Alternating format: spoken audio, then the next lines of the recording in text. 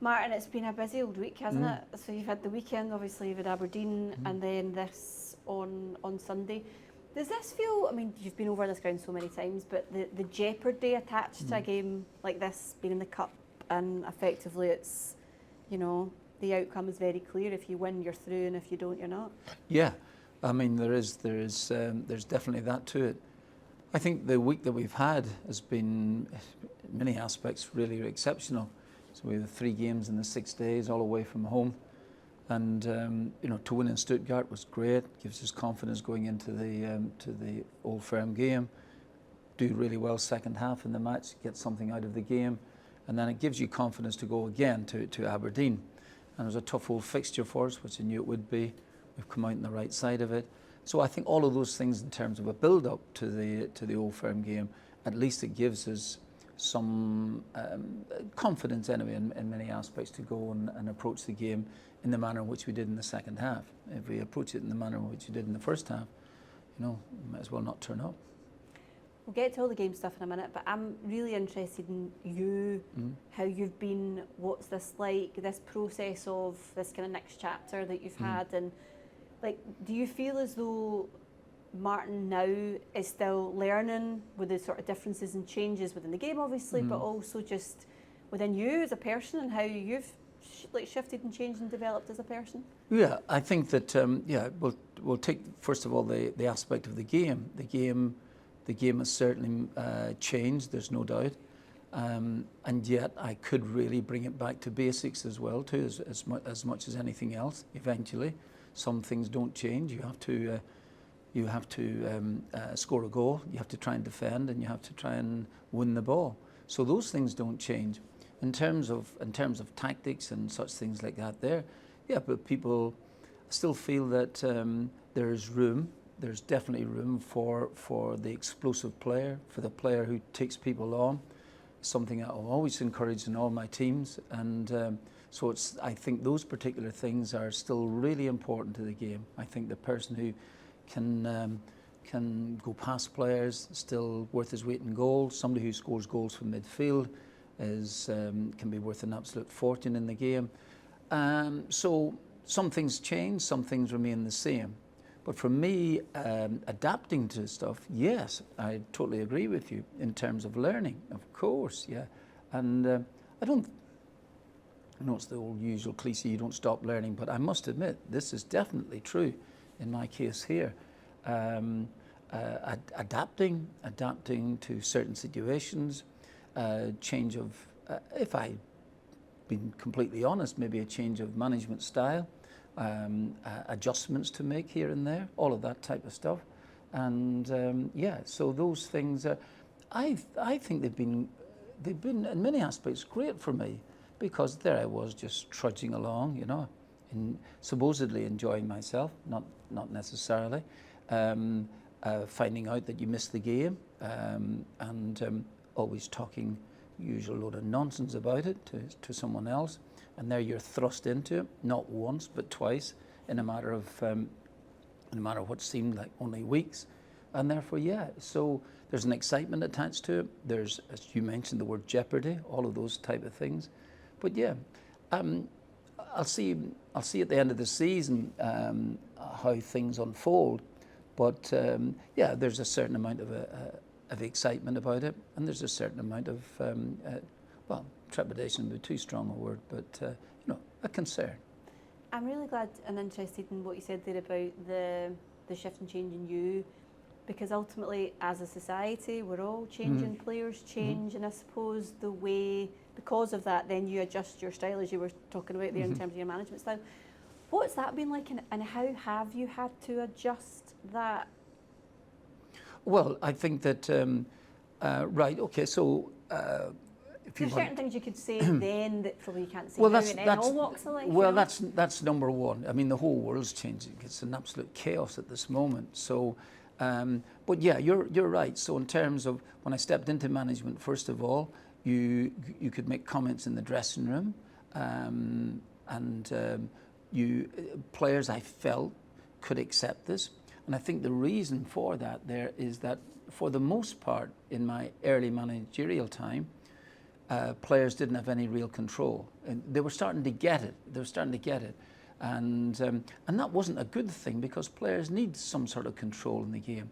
It was all about the clubs. Now it's the complete reverse. Players are in control. They're dictating. Their agents are dictating. And that's a change. And I can, if you want to, you can rail against it if you want to, if that's the case. Does it get you too far? I'm not so sure about that. Eventually, the manager's the one that gets the boot. And but there's also a part of me is disturbingly, what shall I say,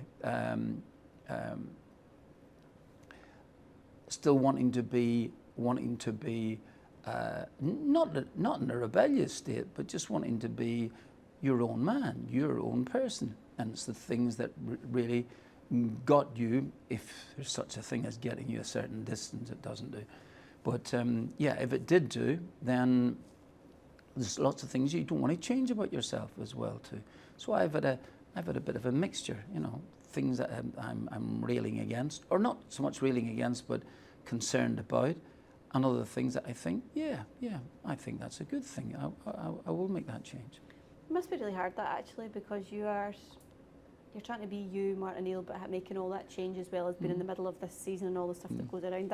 It's really interesting to hear you talk about that. In terms of the game itself, we know and we understand what this fixture means, and it can be and make players great. It can bring greatness to people. It can bring greatness to teams. Is that part of the reinforcement? Because these guys in the dressing room will know that already, but is that part of the reinforcement, and I suppose the carrot that's dangled in front, that what this could do, and potential momentum for the rest of the season, as well as get you into semi-final? Yeah, I think that's a good point. I think that I'm sure there are quite a number of players in our dressing room, if they weren't aware before Sunday about how big the fixture was, then last Sunday is proof positive about that.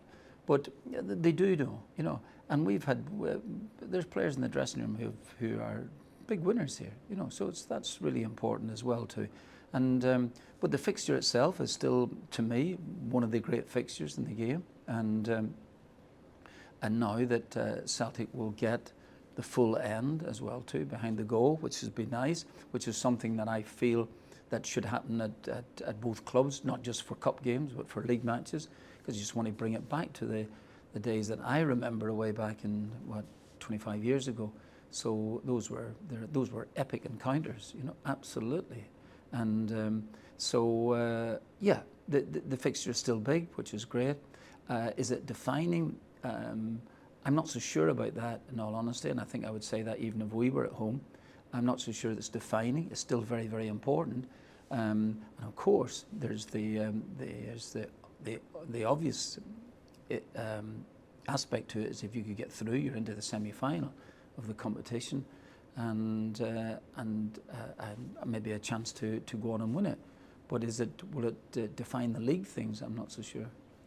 I'll ask you all about the on-the-day stuff and the players and the team and everything else when I see you on Sunday. Just a final question about and I've heard that phrase, the complete performance. I asked you in Stuttgart if this was the Celtic team that you wanted to see. I was wondering what you were talking about. I didn't know. Bet that's not the first time either. No, that's not true. Are you meaning about putting two halves together, or right, go on? Yeah, so that's what I was going to ask you about Sunday.